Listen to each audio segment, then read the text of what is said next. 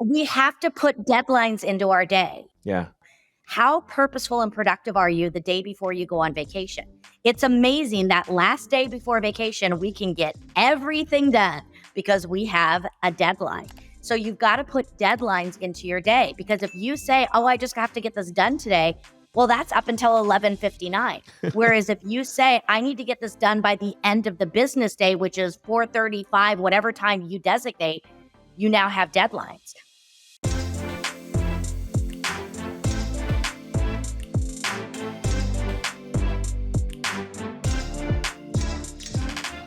Our guest today is here to help mompreneurs and dadpreneurs increase focus and productivity so they can achieve success without guilt, overwhelm, and burnout. Welcome to the show, Clara Capano.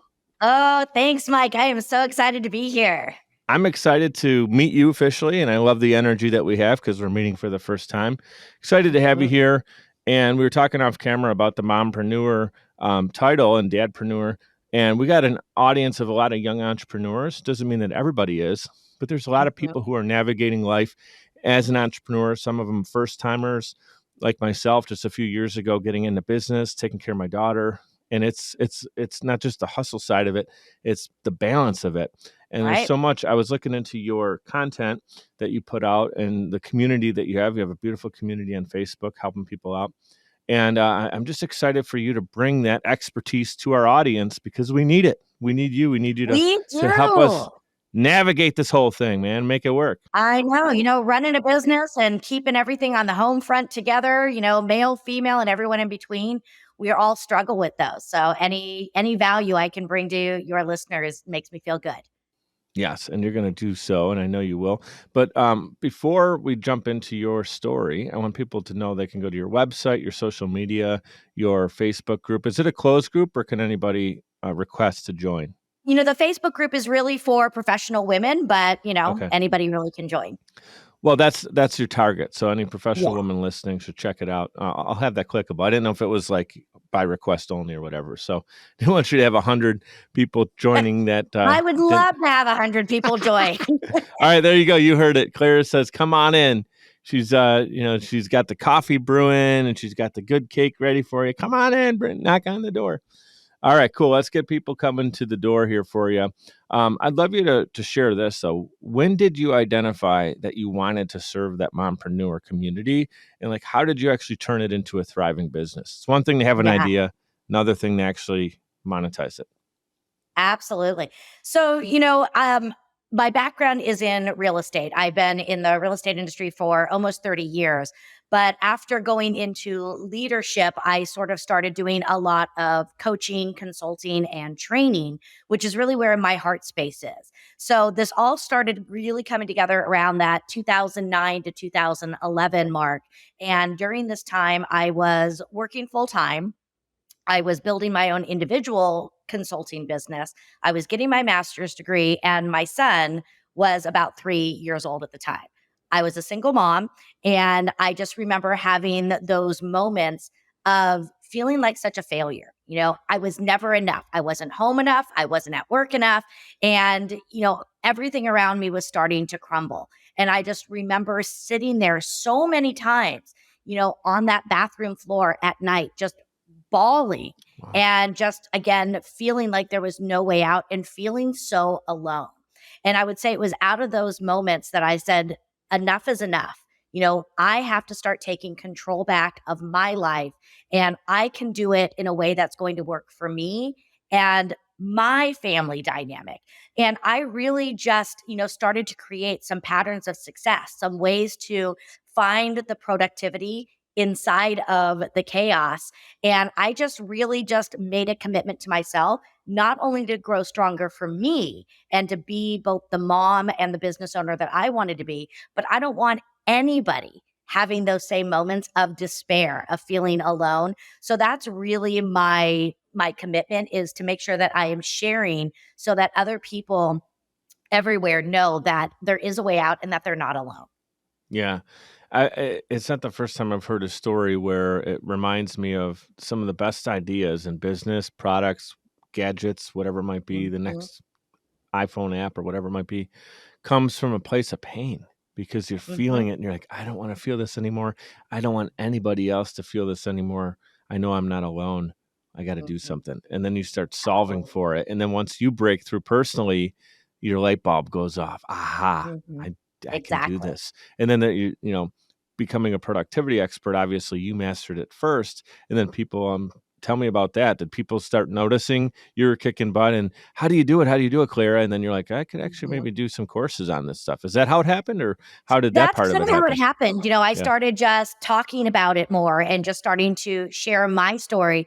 But, I do so many things. I, essentially run 4 different businesses because I have, my speaking business, my writing business, all of these different things. And people ask me all the time, how do you get it all done?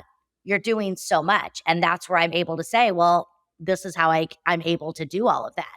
And as a speaker and a trainer, I'm on the road probably 30 to 35 weeks out of the year, and it's like, how do I maintain that relationship with my son? How did I tear into that? Because it's been a growth process as he's gotten older. He's now 18. So the freedom aspect has opened up for me. But, how do you make it all work? And how do you transition from when he was 3 to 10 and so forth? So again, it's just a lot of sharing. And I think the biggest thing that people need to understand is you got to be vulnerable. You got to let people see behind the curtain, Mhm. and that it's not always perfect, and that oftentimes it is a hot mess, and that's okay, because again, that's how we learn. It's just like riding a bike. You only learn by falling over, and it's the same in life. We have to take those wobbles, those times of imbalance, to create the harmony that we're looking for.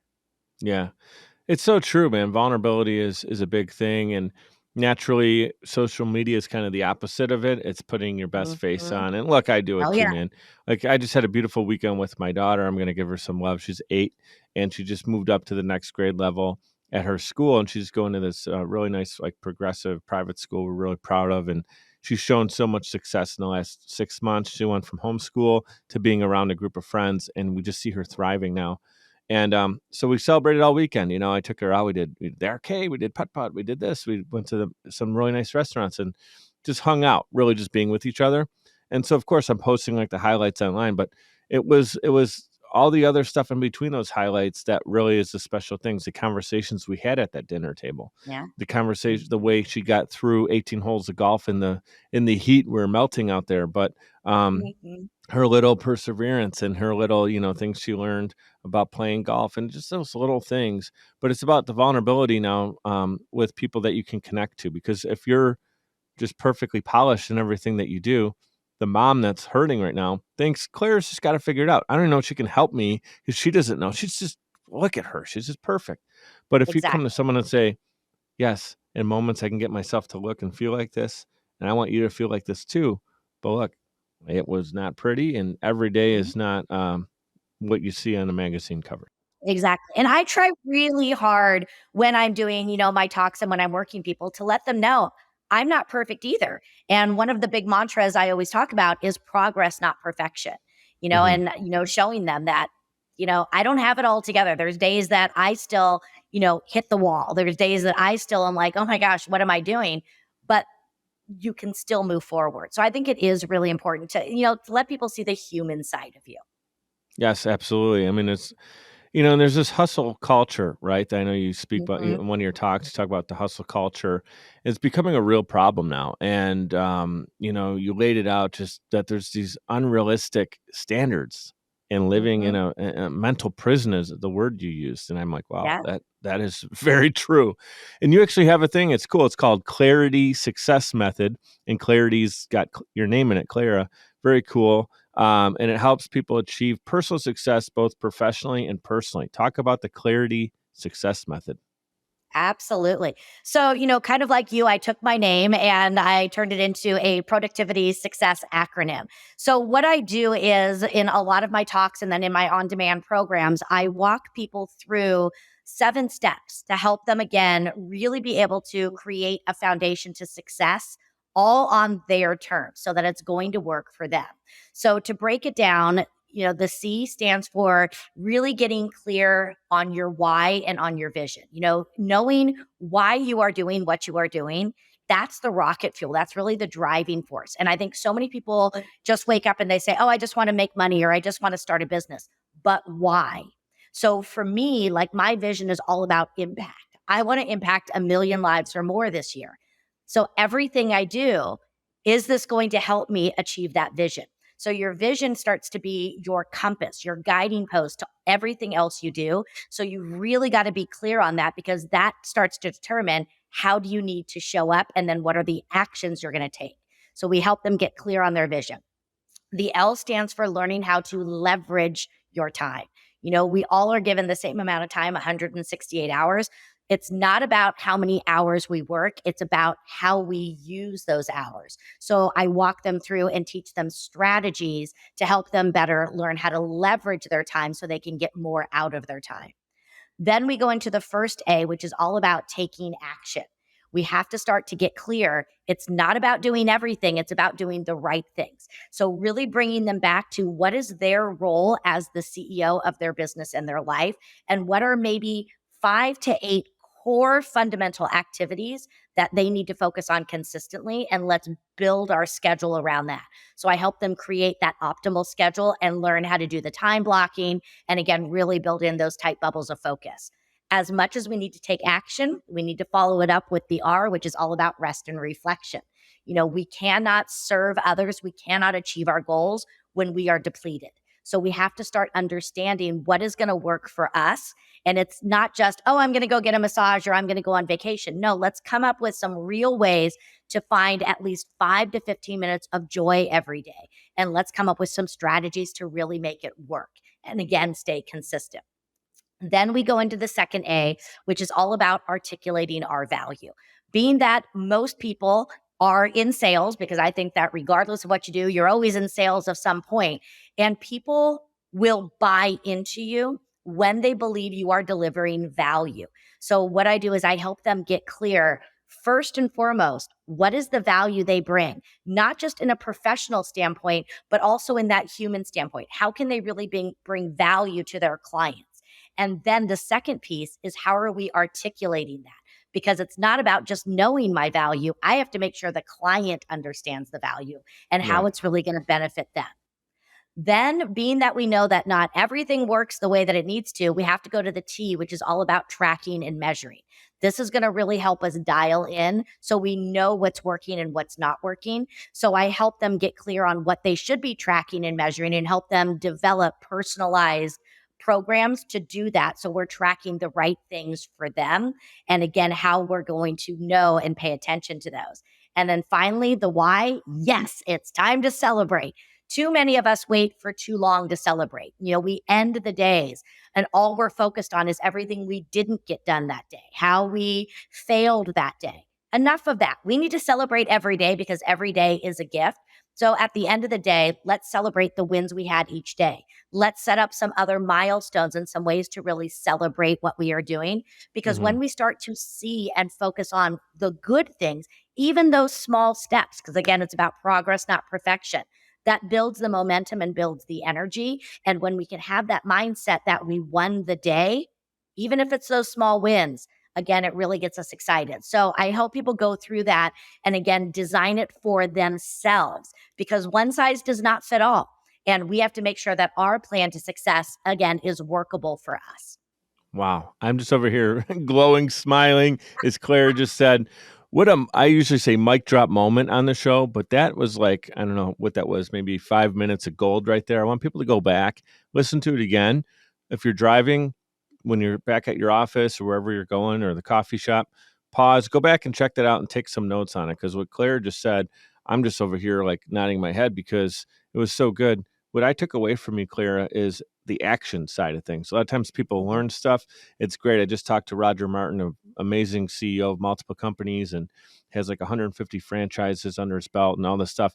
He's great. He loves to read and learn. But what he said is simple. It's simple and profound.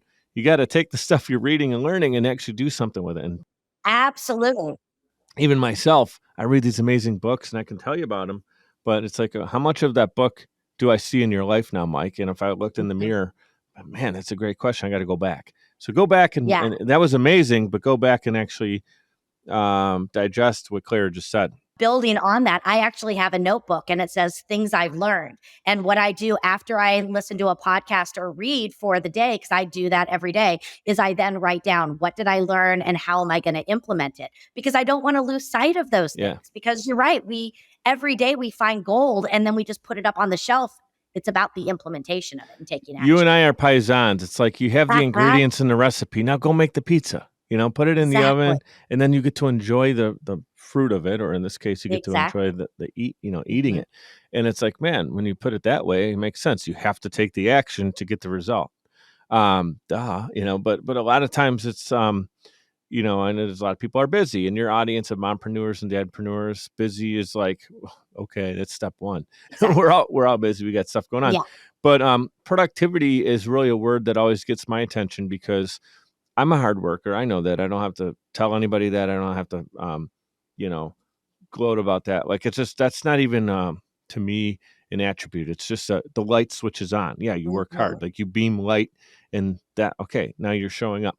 But to me, it's like, I work, a lot of 12-hour plus days, running the team, the organization, looking to grow, get into different networks and mastermind groups and all this stuff for my podcast agency that we have. And I'm happy to do that. And I'm energized to do that. But the word productivity to me always hits me like a train, because it's like, I know that someone who's productive and focused can get done in 8 hours what I do in 12. And I absolutely know that. I am like a squirrel with attention deficit disorder. Like, my email goes, my phone goes. I'll even have like the baseball game on in the background, which is a bad idea, because when Aaron Judge comes up, I'll stop to see if he hits another home run. And I'm like a squirrel. So productivity to me is something I know I can achieve, but it's just putting in the right boundaries, which you just talked about, the CLARATY method. So it gives myself the best success. Like, if somebody roadmaps something and says, here's the X on the map, and you hand that to me, my chances of getting to the X, opposed to Sarah over here, I'm just making up a name, and you just tell her, get to 123 Main Street with no help, who's going to get there quicker? The person with the roadmap. And there's a big difference between being busy and being productive. Being busy is how many boxes did I check off today? Did I cross off things? Whereas being productive is, again, having that strategy and being more focused with it. And again, that's where we have to really start looking at our time like an investment. And when you start doing the tracking, again, you're going to start to notice how you work best. And that's also something that I really help them start to understand. Like, for me, when I was in my 20s, I could work 12-hour days and it was fine. I'm 51 now. I find that I am more productive in the mornings. And I also find that for me, I would rather work like 4 to 5 hours, 6 days a week, rather than 5 days at 8 or 9 hours, because I put so much in and I am so ultra focused in my moments, my brain gets tired. So again, that's where I say, find a pattern that works for you. And it's not about the hours you have, it's about how you use them. And a lot of entrepreneurs, when they're starting their journey, they may still have another job. Or again, if somebody has that family, like I know when Nicholas was much younger, my days stopped at 2:30 because I went and picked him up at school and then I was on mom duty. So I had to figure out how to be extremely productive, between the hours of 8:30 after I got him to school and 2:30. And then I would be mom. And then at about 7:00, I would then come back and do another hour of work to kind of close out the day. But you've got to really assess and be honest. And I think so many times we're not. We go in and we say, oh, this is all the stuff we have, and I'm going to have to get it done, by the end of the week. But if you really look at what are my hours of operations, even if your hours of operation, because you are running a company, even if it's only a company of one, and if your hours of operation are 15 hours, what is the highest and best use of that time? And that's really what I help people start to think about, is their time as an investment and how are they investing their time. Something I think, I know I struggle with this, and I'm sure I'm not alone, so I'm going to share it. And if this can help other people, that's why I want to get it on the show, is because I create my own calendar. That's a beautiful thing, but it's also part of the problem as well. And what happens is nobody's there cutting me off at 11 o'clock saying, just go to bed, get up and 2 hours earlier, and you can get the rest of this done before your first meeting, which is when you need it prepared by anyways. And so then I'm like, no, I'll just do it. And then literally it might take me 3 hours to prepare something because I'm that drained. And if I would have just went to bed at 11 and got up at 6, I could have did it from 6 to 7 in 1 hour. It only took Mhm. me 1 hour. Last night it would have taken me 3. And so it's just giving yourself the like your son, you had to get him at 2:30. They were 2:35, you were late. 2:40, it's not happening. Mhm. So you knew at 2:30 that was happening. And I think something I talk about on the show is your shortcoming becomes your superpower. That's used a lot in like if somebody has something going on, maybe health or whatever, and they end up becoming this amazing person because of that challenge. But in Mhm. your case, you learn productivity out of necessity. You had to be there for your son at 2:30. You Mhm. had to figure it out. And because of that, it made you who you are today. If you didn't have, what was your son's name? Nicholas. Nicholas. If you didn't have Nicholas, right? Maybe your cutoff would have been 7 p.m. Right. and you probably would have gotten the same 8 tasks done at 7 p.m. We have to put deadlines into our day, and when I teach and when I speak, I always talk about the example of how purposeful and productive are you the day before you go on vacation. It's amazing that last day before vacation, we can get everything done because we have a deadline. So you've Mhm. got to put deadlines into your day because if you say, "Oh, I just have to get this done today," well, that's up until 11:59. Whereas if you say, I need to get this done by the end of the business day, which is 4:35, whatever time you designate, you now have deadlines. And so it's, I'm not going to make calls today. I'm going to make calls and I have to get them done between 10 and noon. Projects, give everything because we show up and the things that get scheduled get done. So what would you say with kind of staying on that frame of mind? That's awesome, by the way. Thank you for sharing that. A lot of mompreneurs, dadpreneurs maybe start off as a company of one, but then they grow. They get a virtual assistant, they get a physical assistant that's in their office, they hire a team, a production team, whatever it might look like for their business. And so now they're actually wearing the true CEO hat, the visionary role, making sure everything's clicking in their day and in their team members' days as well. So what are like 4 key factors? It doesn't have to be 4, but a handful of Yeah. key factors, let's say, that go into being a great CEO in your life and in business? Mhm. So some of these kind of might meld together, but first and foremost is you've got to develop the mindset of a CEO because the mindset of, say, a salesperson is different than the mindset of a CEO. A salesperson focuses on quantity, not quality. Again, they tend to be more reactive than strategic. So you have to really start thinking about and making decisions at that CEO level. So it's not as emotional. It's, is this good for the business? So, one of the questions, especially when it comes down to scheduling and staying on your schedule, is you put your schedule together, you time block your core activities, you do that. Well, we all know that putting the schedule together and staying true to the schedule, two very different things. So, when life comes up, as it will, and something is going to pull you off your schedule, I encourage people to stop for a moment. Before you agree to do the new thing, always ask yourself, does this make good business sense? Is this what I should be doing? What is my role as the CEO? Because we have to make sure, again, that we are making these decisions that are going to make the business go forward. The second thing is you have to be a better boss because even though we are the CEO, we also are an employee. And sometimes our employee doesn't really show up the way that they need to show up. So we have to raise our standards of ourselves because we also have to remember that we set the tone because any organization, regardless of size, is only as good as its weakest link. And if Yes. we are the weakest link, again, others are going to follow suit. So we have to really raise our standards and expect more of ourselves. We have to really be a better boss and be like, what would I be telling myself? How is the employee? So have an employee evaluation on yourself and assess, am I really doing what I need to do? I think time blocking is hugely important. Again, not being afraid of a schedule. A schedule brings you freedom because the things that get scheduled get done. And I think, again, really making sure that you are following, again, that vision, that you have to walk the walk and talk the talk. If I am up there telling people you need to be more relational, you need to ask questions, I have to make sure that I'm doing the same things. I have to make sure that I'm being relational and not as transactional because everybody is watching us. We have to make sure that we're leading by example. And then I would say, to wrap this all up, the number one thing that a good CEO knows is it is also about taking care of ourselves. We have got to make sure that we are getting downtime, that we are disconnecting. Because one, being that everybody is watching us, if I'm putting myself into the ground by working 60 hours a week, well, my people are going to think that that's expected as well. Whereas if I show the importance of vacations, they're going to understand it too. Also, again, coming back to serving. We hear the story of the oxygen mask all the time, that if the oxygen masks fall down, you got to put it on yourself first. It's the same thing.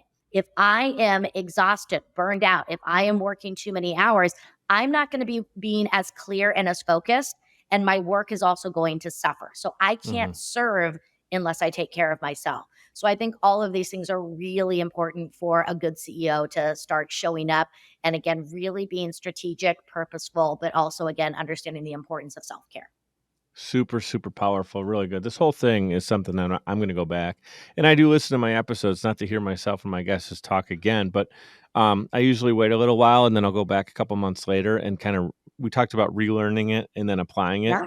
And a lot of times I do that to check in with myself, to self-check and say, hey, you really like that idea. Claire talked about that productivity tool and tip and that thing about, you're burning yourself out. Other people see it, then they think that's what's expected of them.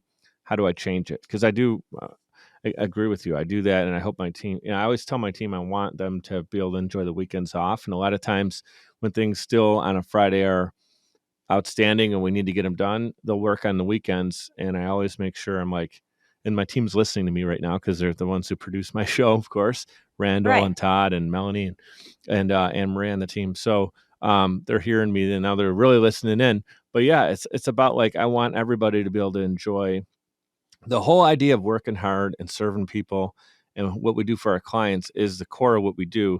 But at the end of the day, it has to fulfill us. It has to make us feel amazing. Like I want people who love working on podcasts and love getting this content out to the world. And if they see me energized by it, it's not just like, oh, Mike's enjoying it, so I want to enjoy it. But I just want everybody to enjoy that and then Exactly. also enjoy their family. And it's so important. Yeah. You're spot on. Balance is a word that kind of a lot of people talk about like the work-life balance, and you have to talk about it. And it's never really the reason that I kind of position it that way and not roll my eyes at it, but like it's never 50-50, even like a scale, but it needs to be something that's taken into consideration. Cause like you said, and I'm not trying to educate you, I just want to set you up and then you can slam dunk this. But if you don't focus on it, it's just going to get steamrolled. So people have Absolutely. to have some kind of scheduling or balance, or you knew 2:30 you had to be there for your son. Like it's something that you have to solve for. So what kind of things do you put into your calendar that you coach on or recommend the mompreneur and dadpreneurs? What are some like rigid things we can add to make Yeah. sure we're doing this and not just talking about it? Yeah. And I think it's so important. And, I personally don't believe in balance because, like you said, there is no 50-50. And, balance is very momentary. I strive for what I call harmony.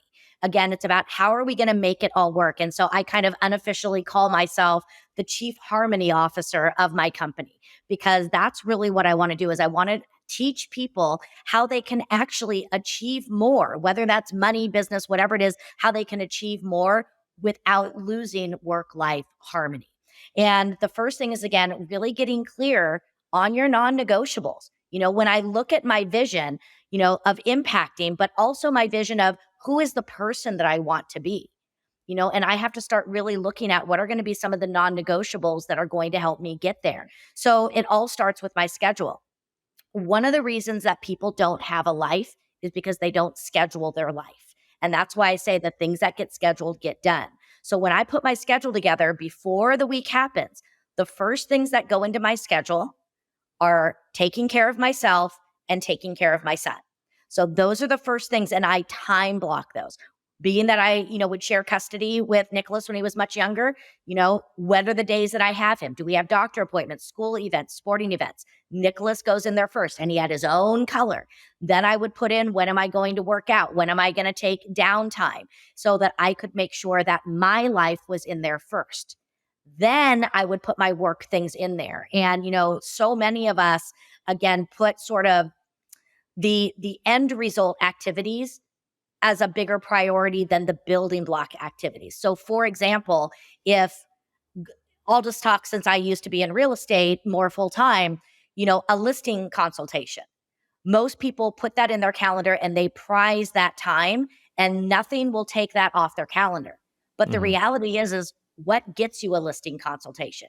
You have to go and network. You have to pick up the phone. You've got to be in flow with people. So we really need to time block those core activities to get to the listing consultation. So again, you've got to identify, if you want these types of appointments, if this is the end result, what are going to be the foundational building blocks? And that's what we have to put in there. And we have to really, again, treat everything as an appointment, our personal time, as well as all those building blocks. It's like reverse engineer. This is what you Very much talked about, the pizza, right? You're not just putting the ingredients and throwing them around and hoping that they land in the right spot, and the sauce has to be perfectly placed and the cheese goes on and the layers are built. And then you put it in the oven for the right amount of time, not 5 minutes, not 6 hours. Like, you have to know somewhere in that sweet spot, and you got to keep an eye on it. And if people like myself just throw a bunch of stuff, kind of like putting Legos back into it, like kids, they have their toys, and you just throw all the toys back into the toy bin. They're all over the place. You can't even find them when they're looking for the right toy. Yeah, talking about the reverse engineering, and using our analogy of the pizza, which now I'm hungry and want some pizza. I know, right?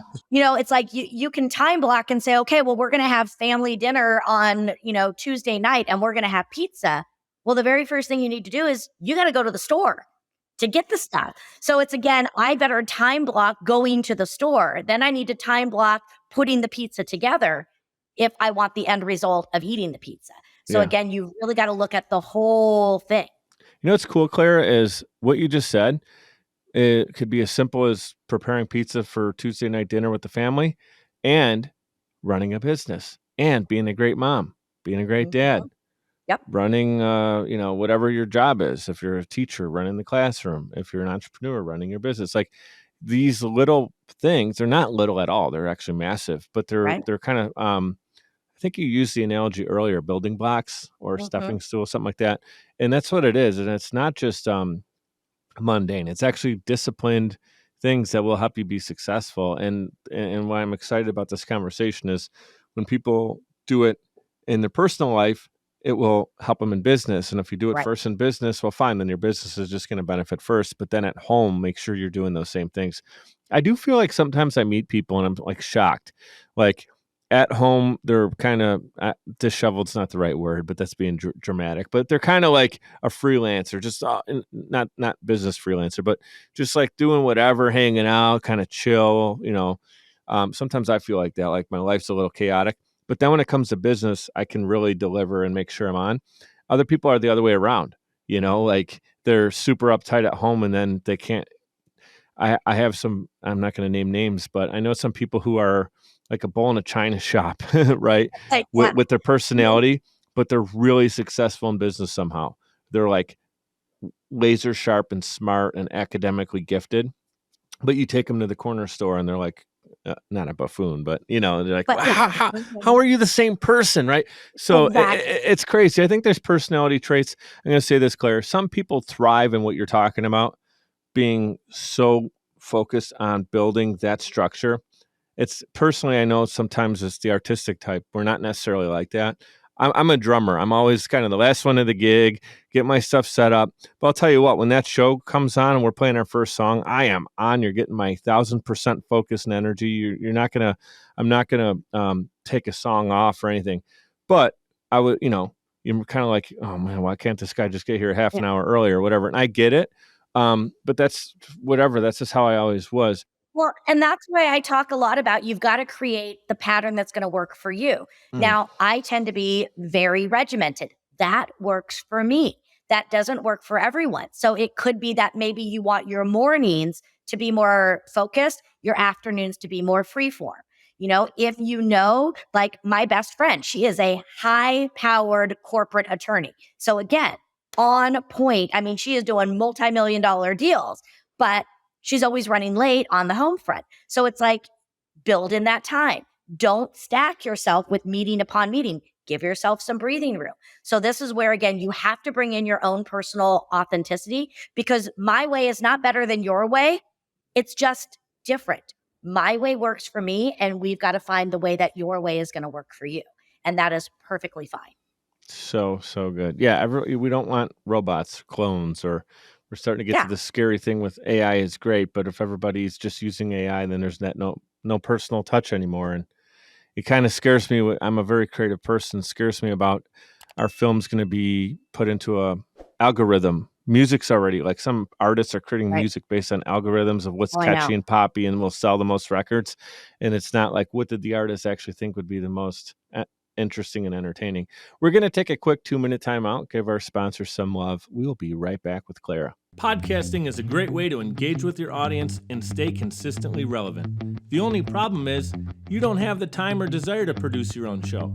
You simply want it done for you, and that's where Social Chameleon comes in. All you need to do is press record and upload the files. We'll handle the rest. From planning, production, post-production, distribution, and digital marketing, we have you covered. We realize that times are tough and funds are tight, and Social Chameleon believes in building supportive business relationships. By clicking on the link in this promo, we'll provide you 7 free podcasting tips to get started, as well as a free 30-minute online consultation. This is the perfect opportunity for entrepreneurs, keynote speakers, industry experts, influencers, and anybody who has a personal brand. With Social Chameleon, we help you build a brand that is out of this world. We're ready and waiting, so what are you waiting for? Click on the link to get started today.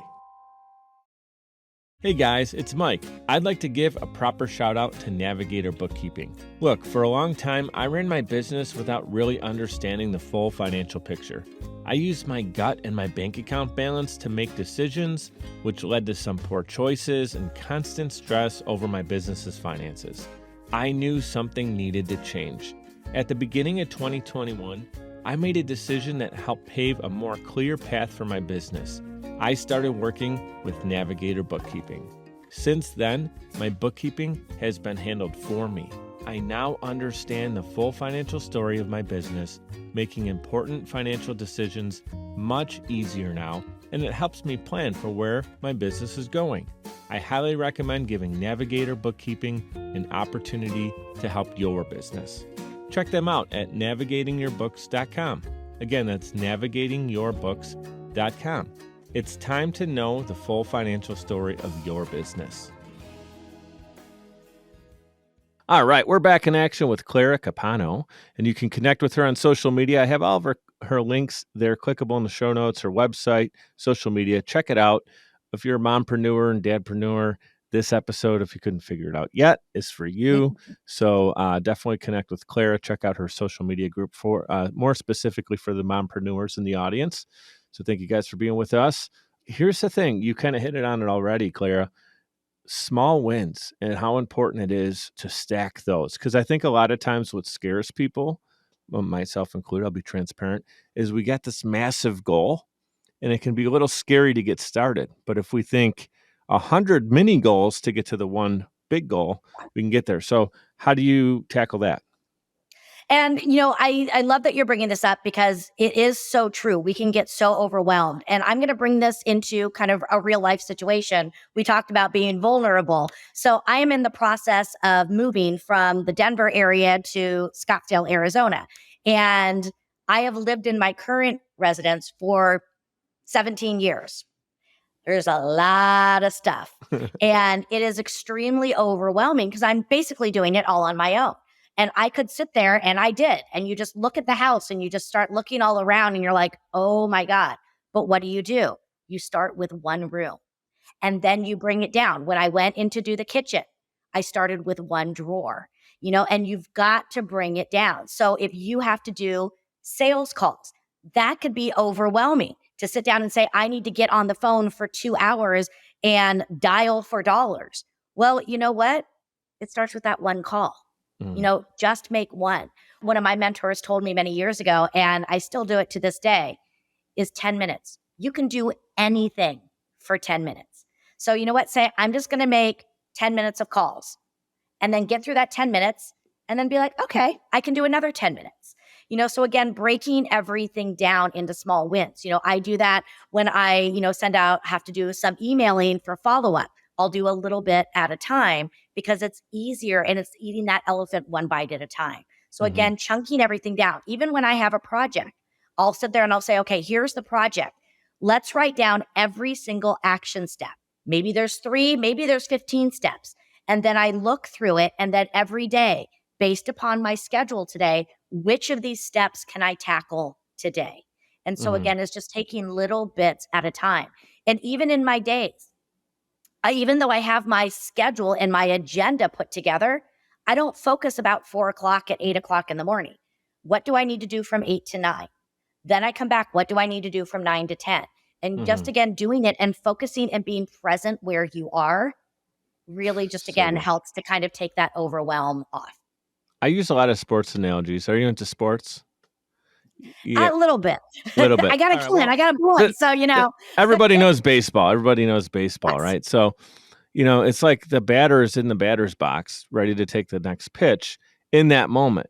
He can't be thinking about what he's thinking about in the dugout. He can't be thinking about what he's going to have for exactly. lunch. He's got to literally be ready for a curveball, a fastball, a sinker. Those things come at you in 0.0 seconds. Mhm. You have to decide if you're swinging at a 99-mile-an-hour fastball. You cannot be thinking about what you're doing tomorrow. So No, when you handle things like that, very present in the moment, the quarterback, same thing, ball snapped. He's got 4 or 5 yeah, guys wanting to rip his head off. He can't be thinking about what's for lunch, after the game or exactly. whatever. Well, So or even the next down. It's like, what are we going yeah, to do in this first down? right. Then we'll decide what we're going to do in the second down. And a successful game is made up of about 70 positive plays. If you can do 70 plays better than the opponent, because if you literally break the game down to how it all is formed, construction wise, that's what it is.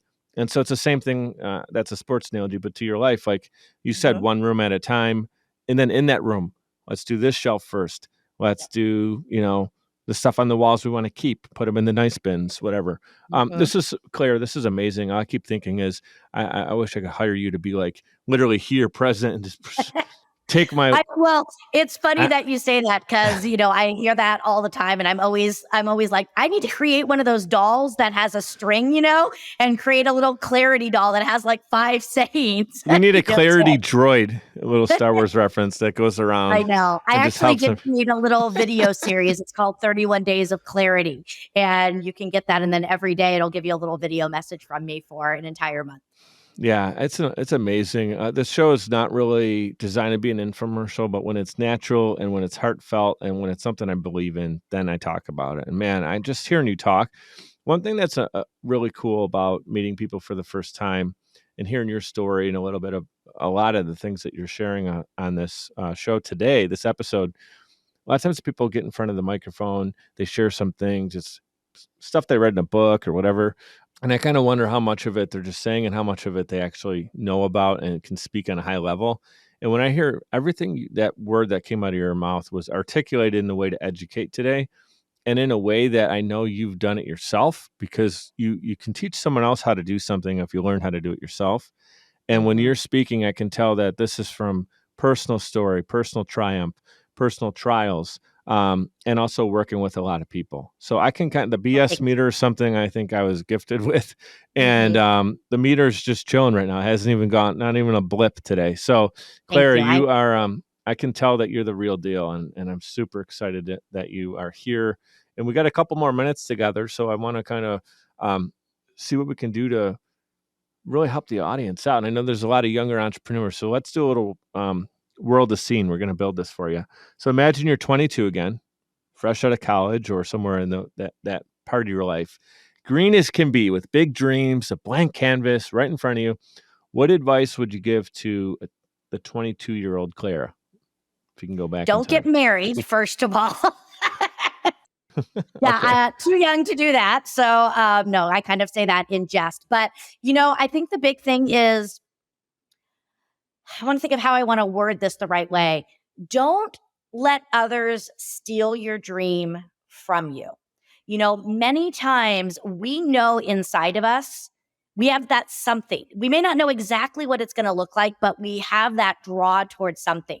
But you know what? Especially from an entrepreneur, people are going to tell you you're crazy. They're going to tell you there's too much competition. Nobody's going to buy that. Why would you want to take a risk? Go and take the safe route.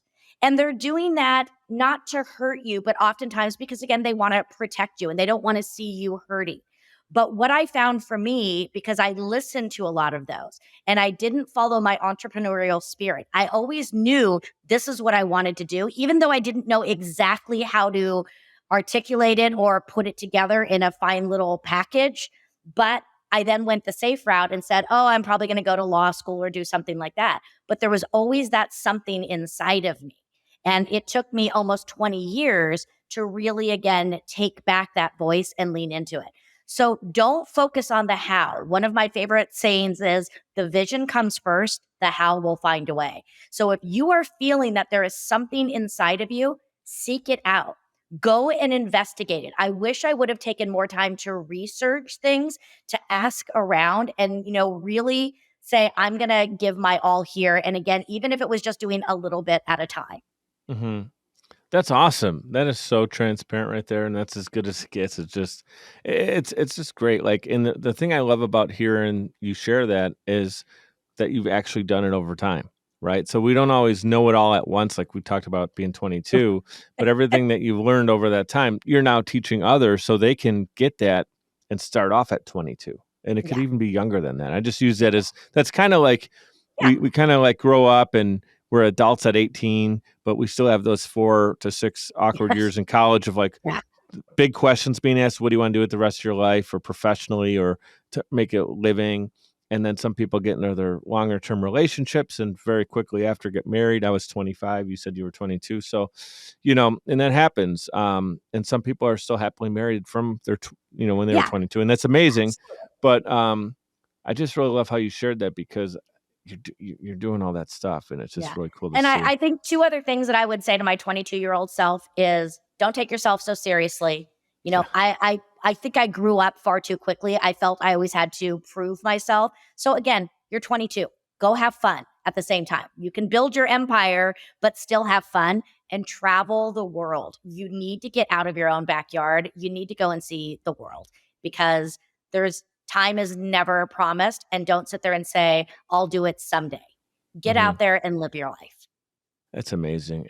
When you think about the world, it's one of those interesting dichotomies, if I'm using that word right, that it's so large and huge and massive, but also so small. And especially with technology today, we were talking off camera. We're both Italian, loving to go to Italy, spend some time there.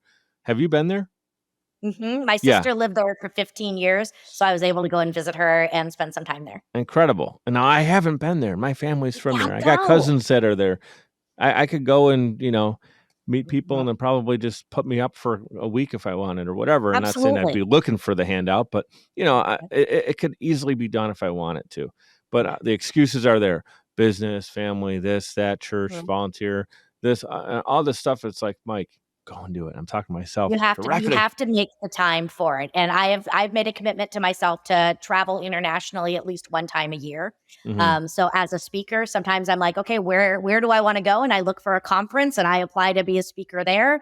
So this year I actually spoke in Madrid and went to Paris. And then I'll be going to Costa Rica in July, taking Nicholas and a couple of his friends there for graduation. Yeah, that's awesome. I can tell when you talk about Nicholas too, every time that he's come up in this conversation, you got this glow about you. Proud mom. Take a minute. Give Nicholas a moment here. What's he been doing? That kid. Yeah, and he's a little entrepreneurial spirit too. So yeah, like you said, your daughter's your sidekick. Yeah. So that's one of the reasons we are coming here. He's going to be going to school. So, that's cool. One of the reasons I'm joking with him. And I'm like, yeah, for graduation, I just bought you a house. So there you go. That's awesome. I'm sure, I don't know how he voices it to you. It sounds like you guys have a great relationship, so I'm sure he's vocal about it. But whether he is or not, he's blessed with a beautiful mom. And just everything you said about you took a risk on yourself, in the real estate thing and the entrepreneurial thing and raising a kid. It's not something that you can easily get into and be successful right away. You got to kind of have that, okay, how much rope do I have here before I have to go back to my W-2? Exactly. And the fact is you made it work and, 15 years in now or so, somewhere around there, you're thriving. 30 weeks out of the 52, you're traveling and doing this professionally. And that's incredible. Cheers to your success there. I want to give you the floor with 3 minutes left here. Is there anything I didn't ask you about, bring up, that you just really wanted to tackle? I use the word tackle. That's not the right word, but just share, just talk about. We got a couple minutes here. I just think that people need to understand that they have everything inside of them to be successful. And, you can't make the excuses. Honestly, success is kind of boring. It's about doing the same things consistently to get to the result. So, the day to day, you talk about, the day to day hustle. And one of my friends actually shared something with me a couple months ago, and I loved it so much. She's like, it's about the hustle and the flow. And so I think, that's what it is there's a time to hustle and there's also a time to sit back and just let life flow. And you really want to make sure that, again, there's that harmony. So, do the work, put the time in. It doesn't mean you have to work 60 hours a week.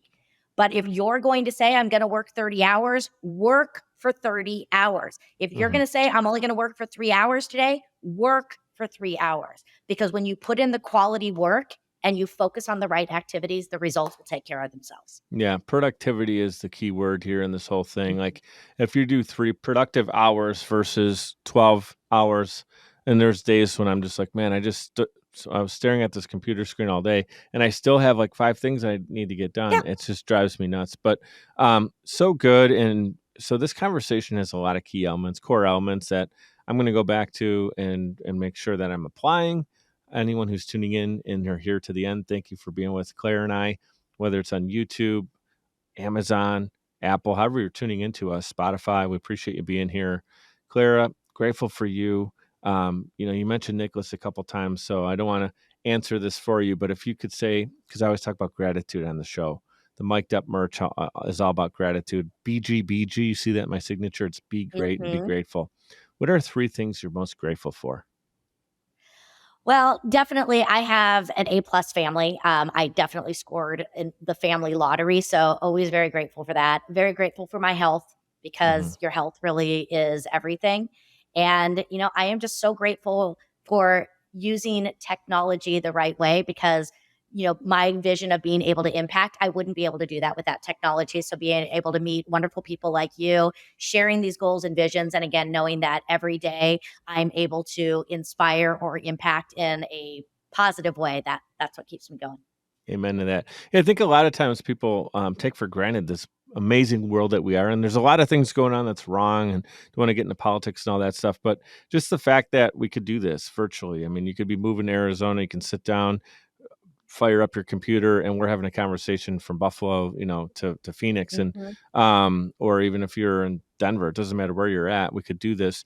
But also just a lot of the other stuff that you have an online community of how many thousands of people, right, that you've met over the years and that you serve and can serve because of tech. So I think a lot of times tech might get a bad rap, and it's like, you know what? We're doing this When you because we use it have the the right way. ability to. Yeah. Yeah, otherwise we'd be happy 100 years ago to get 30 people in a theater to listen to us talk. And here we are, you do that in a blink by launching a podcast episode.